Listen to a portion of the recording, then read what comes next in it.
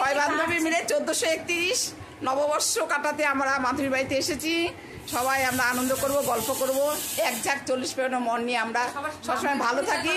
এই হচ্ছে মাধুরী, রমা, শিবানী চক্রবর্তী, মিলন বিশ্বাস, আর হচ্ছে আমাদের মানসী মণ্ডল, আর আমি তো বিনা চক্রবর্তী, সবাই জানে। তা যাই হোক, হ্যাঁ হ্যাঁ দেখেছে। নমস্কার নমস্কার নমস্কার। শিবানী, তুমি তোমার কবিতাটা বলো একটু, বুলাই।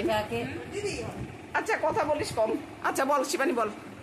আমি শঙ্খ ঘোষের লেখা মেঘবালিকার জন্য রূপকথা কবিতাটি 2-4 লাইন বলার চেষ্টা করছি। ওকে। আমি যখন ছোট ছিলাম খেলতে যেতাম মেঘের দলে।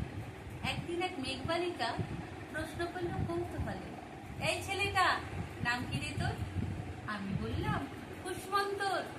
মেঘবালিকা রেগেই গেল, মিথ্যে কথা, নাম কি অমন হয় কখনো? আমি বললাম নিশ্চয়ই হয়, আগে আমার গল্প শোনো। সে বলল শুনবো না যা, সেই তো রানী, সেই তো রাজা, সেই তো একই ঢাল তলোয়ার, সেই তো একই রাজার কুমার পক্ষীরাজে, শুনবো না আর ওসব বাজে।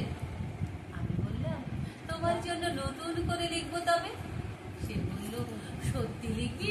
বেশ, তাহলে মস্ত করে লিখতে হবে, মনে থাকবে, লিখেই কিন্তু আমায় দিবি।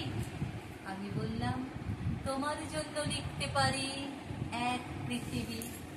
লিখতে লিখতে লেখা যখন সবে মাত্র 2-4 পাতা, হঠাৎ তখন ভূত চাপলো আমার মাথায়। খুঁজতে খুঁজতে চলে গেলাম ছোট্টবেলার মেঘের মাঠে।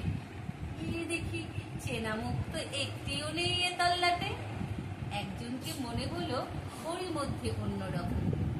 এগিয়ে গিয়ে বলি তাকে, তুমি কি সেই মেঘবালিকা? তুমি কি সেই মেঘবালিকা? সে বলল মনে তো নেই, আমারও সব মনে তো নেই। আমি বললাম তুমি আমায় লেখার কথা বলেছিলে। সে বলল সঙ্গে আছে ভাসিয়ে দাও ওই গায়ের ছিলে।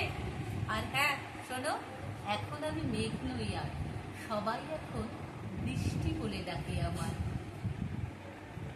শেষ।